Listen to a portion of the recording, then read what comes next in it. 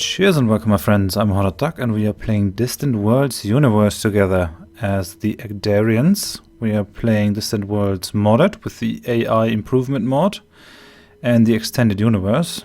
Let me bring up these markers again and the UI. Very nice. In the first episode I set the scene with an introduction and I went through some of these systems. And I said that we are going to have a look through our solar system. What we have to do first, though, is have a look into our Empire summary screen. We have already been in here to look at the balance of the state and of the private sector.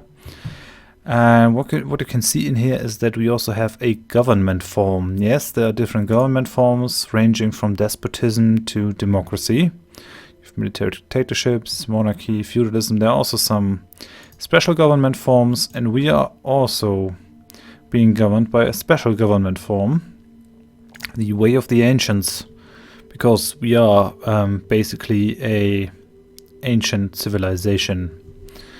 The Way of the Ancients was fought long ago by the original inhabitants of the galaxy. It focuses on the rights and responsibilities of the individual, emphasizing virtue and harmonious cooperation. Societies that follow the Way of the Ancients enjoy increased wealth production and general contentment. Normally you have to find this government form through exploration, but we already have it because we never strayed. We didn't have to invent this and all of that. And all these governments have different types of benefits or negatives. You can see that if you have a military dictatorship, you have a lot less war weariness, so you can be at war for a long time. But generally your people don't approve of you when you're a military dictatorship, so you have to work a little bit harder to have a stable realm. We're not going to change our government form. Way of the Ancients is a very good government.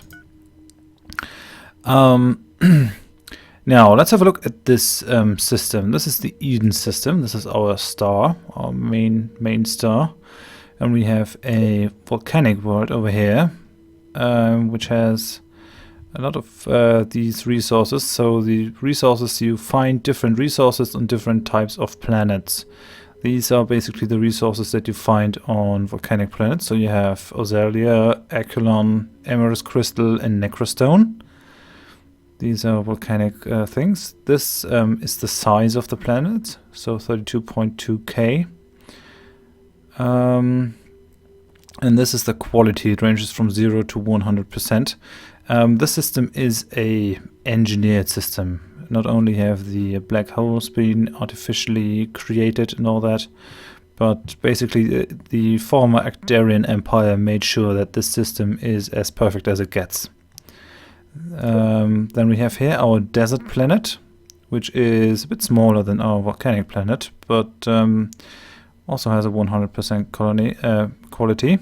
And we have silicon on this. This is a very important resource, as you can imagine. Silicon is also very important for us, for our own human civilization, because you can make computer chips out of it and lots and lots of different stuff.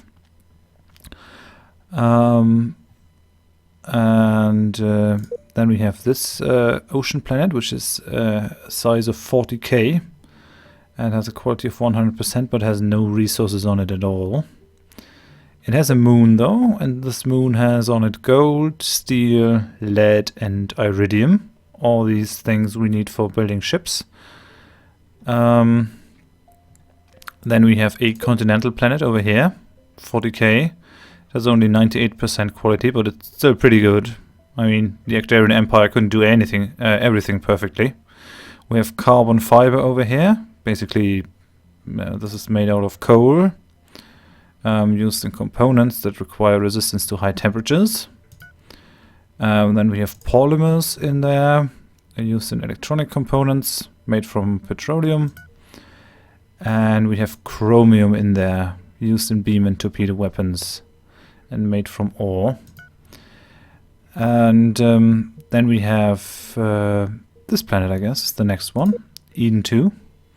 So Eden has Caslon on it. That is the fuel source for our private sector. It has argon on it, which we need for some components, weapons, shielding, and reactor components. And we have hydrogen on it, which is the fuel source for our state ships. We need that for our reactors to actually propel our ships. If we look at, yeah, this texture isn't loading right. Sometimes that happens, but this texture is perfectly fine. You can see that it has some fuel and it has some energy. It's basically going, the fuel is going down to keep the energy up, and it's going to burn all this fuel until it has to refuel. There are ways to get around that though. You can build solar panels for your ships, and can even build energy to fuel converters. So you basically directly make fuel out of the energy of a star. I have put these on our spaceport designs. What else do we have? We have this planet over here, Eden 3, which has also hydrogen on it, but also helium. Helium is pretty important. We need it for weapons shielding and reactors. And it has a moon, which has lead and steel on it. These are pretty common things. You find them nearly everywhere. Then we have our own planet, where we have 2 luxury resources, the Nephthys wine and Ucantium pearls. And then we have dilithium crystal, which you need to focus some of the beams and laser weapons, and also steel. And then we have Eden 4, which has Tidyrus on it, which we also need for weapons, shielding and reactor components. And then this planet also has its own moon, but it has only steel on it, so it's very low on our priority list. Yeah, I guess we're going to start the game. We need a spaceport on our planet. As you can see here the populace, the amount of population. So we have 21 billion people on here, and the population is still growing with 1%.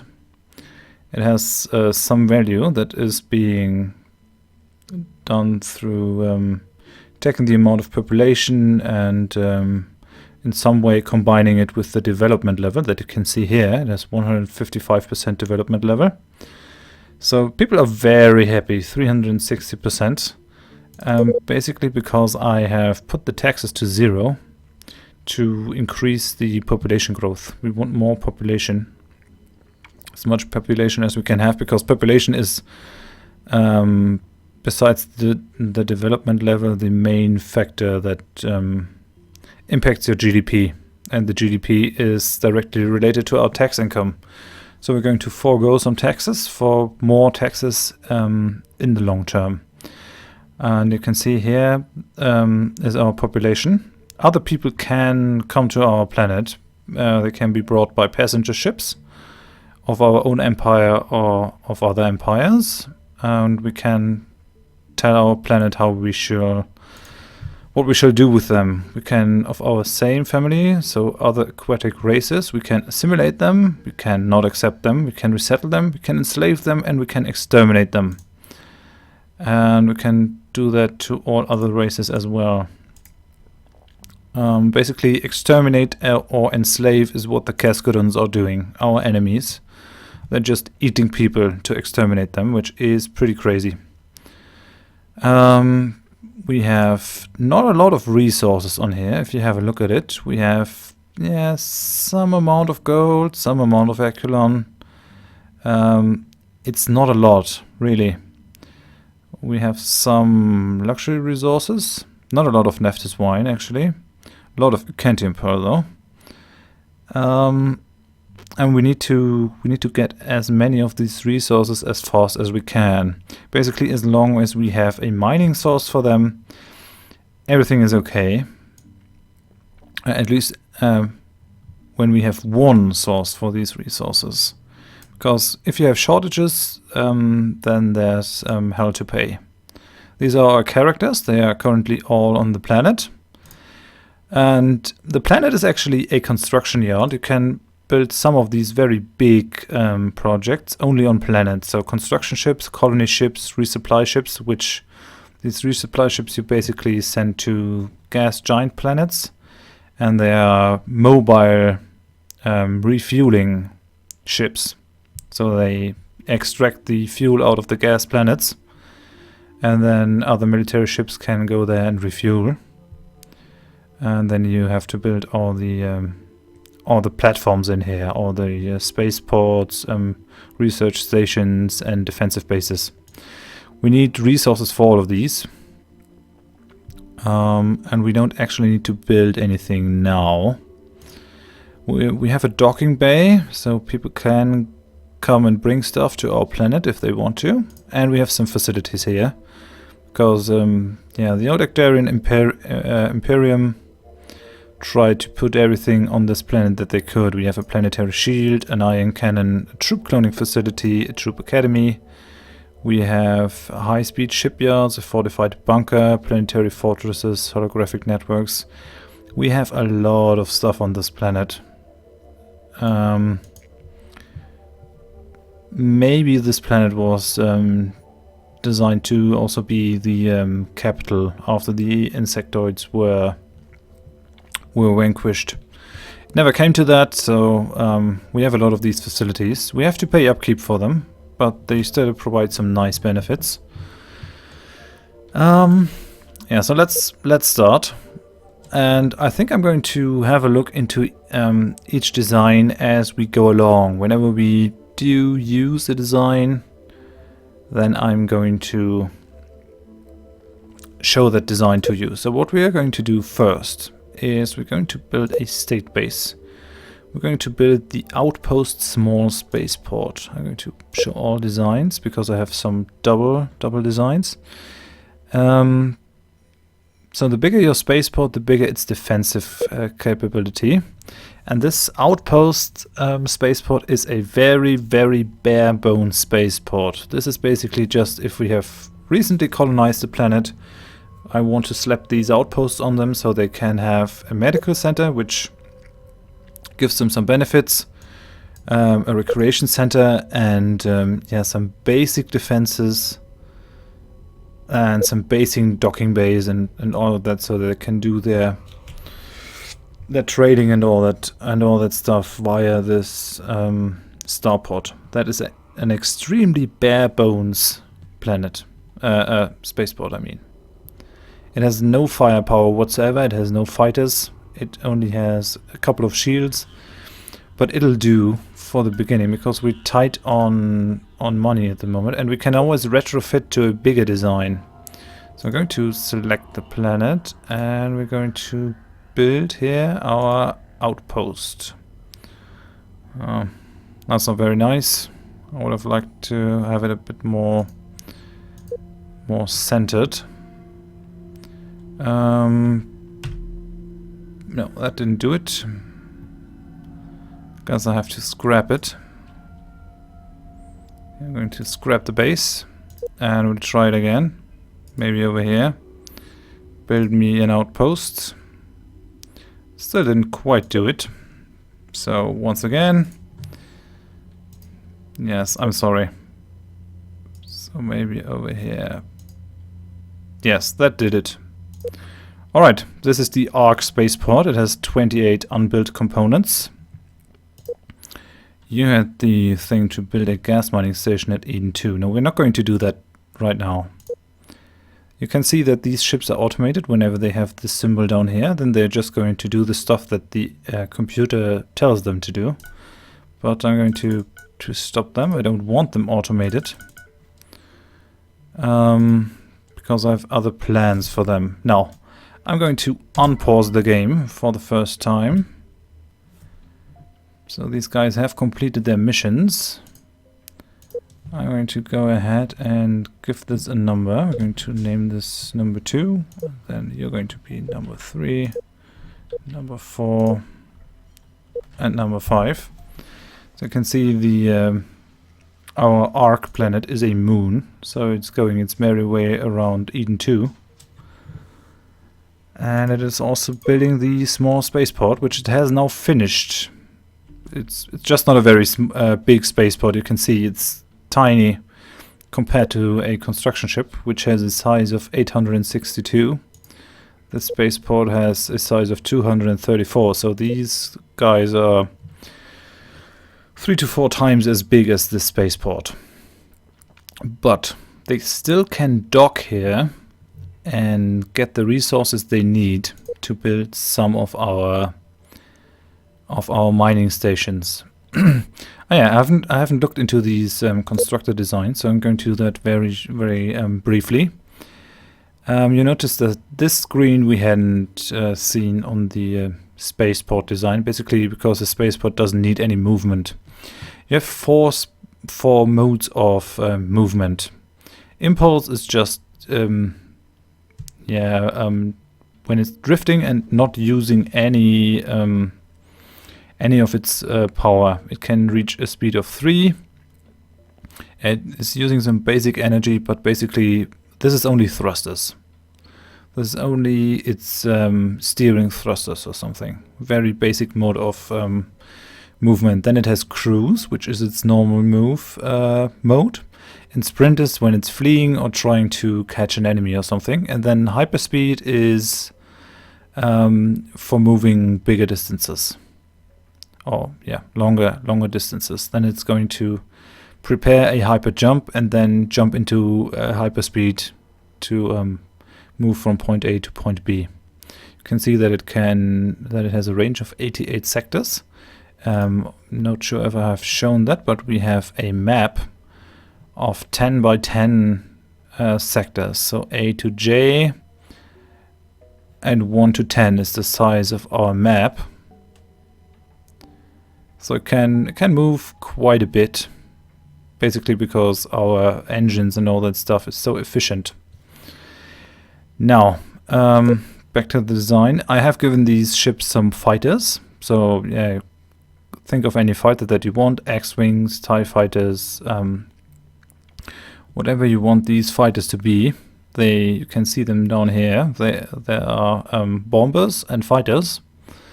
And this is just to give them some basic protections. They have some shields. They have actually double the shields of our tiny spaceport at the moment. And they have some countermeasures. We are going to go in a lot of these components when we are actually going to build some military ships. And it has a stealth cloak, so it cannot be detected by sensors that well. You can only put one stealth cloak component on a ship. So now we're going to build a gas mining station. So I'm going to tell this thing, build the gas mining station over here. And remember that the private sector is going to pay for this gas mining station. And that is exactly what we want. And the private sector is going to build this after the gas mining station design that I gave the private sector. You can see that I can now not edit this thing anymore. I have to upgrade it, manually upgrade this design if I want to change the design after it's being used. These guys, they basically have two torpedo weapons, and that's about it. They have some normal shields, they have the quantum reactors, so they use Keskudon instead of hydrogen. And yeah, this is a very basic and very cheap design because I don't want to milk my private sector dry. If your private sector runs out of cash on hand, you're in for very bad times because you can basically not build any more mining stations, and that is a pain in the ass. So I'm going to let the game run. This guy is now going to the spaceport and is getting all the resources he needs to build us a mining station over here.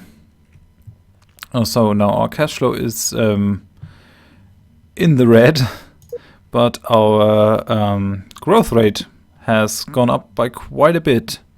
It's being influenced by some of the wonders that we have on here, like the medical complex and the medical academy, and also by me as a leader. I am providing some benefits to population growth for all the empire actually, which is quite good. I'm going to need that against the Keskudons. The Keskudons, I've set them on old, so they have a lot of planets and population. Are you done, my friend? Go on. Get the things you need. Yeah, now he's gathered all the resources that he needs to build this station. Let's have a look at him. You can see that this is his cargo, so he's gotten 81 silicon, a lot of gold, a lot of polymer, a huge chunk of steel, and all that stuff. And now he's going to go there and build a gas mining station. We're going to do the same with Tired Hope. We're going to build a normal mining station on this moon, because we need the resources that are in there. These are very basic resources: gold, steel, lead, and iridium. Send him over there, or it, the ship. And I'm doing this one after the other because I want them to pick up the resources, and yeah, basically I can just do queuing up of a lot more of these guys. Alright then. So we're going to maybe... Should I go to the volcanic planet? No. I think we need the continental resources first. So build me a normal mining station over here. If you have a colony on these planets, you don't need mining stations. But for now we do, because I don't want to build a colony ship. Ooh! Keskudon skin has been discovered at our colony, the Ark in the Eden system. Very nice. Let's have a look at how it is being produced. It has only a 50% efficiency, but that's still fine. It's another luxury resource, which will make our population happy. It's the soft, scaly skin of the Keskudon, an enormous aquatic reptile. They are deadly predators that can grow to lengths of 100 meters and more. They inhabit dark undersea tunnels and caves in the depths of vast oceans. Found exclusively on ocean worlds. Alright then. These guys sound pretty dangerous. I wouldn't want to be a Keskudon hunter. But I'm pretty sure my guys know how to do it. So it's all fine. And oh yeah, I see that we have already surpassed 22 minutes. I guess I have to end it. And you see that the private sector has finished its first ship, a gas mining ship. These are basically ships that do what the mining stations are doing, but on a mobile basis. So they are going to go to some planets and mine the gases and bring them over here, which can actually help you to alleviate some shortages. They're going to go and mine whatever you need the most, because that's how the capitalism system works, I guess. So, because I fancy that they are getting the most money for the resources that they are mining. Because there is actually a system where you get higher prices for stuff that is in high demand. So, like Echelon, we have 1.8 times the price for that because it is in high demand. And we don't have we have a lot of unfulfilled demand for Echelon. You can see some of them are at 1.8% of these things, and these prices also affect your shipbuilding prices. So for you building ships that have Echelon, that need Echelon, we're paying more to build them because the price is inflated. I think I'm going to end the episode here. Thank you very much for watching. If you enjoyed the episode, please give me a like. If you didn't, tell me why in the comments. And if you want to see more of the series in the future, please consider subscribing. I know it's going a little slow at the beginning, but that's just how these 4X games work. If you give me a couple of episodes, we're going to meet other empires, we're going to build our military ships, and it is all going to be as hectic as it is quiet at the moment. Very, very soon. So... yeah, I hope you join me for the next episode. We're going to basically mine our solar system and ensure that we have enough resources. And then we're going to build exploration ships and have a look at what is in the neighboring systems and in the rest of the galaxy. Yeah, I hope you join me for that. Thanks and bye-bye.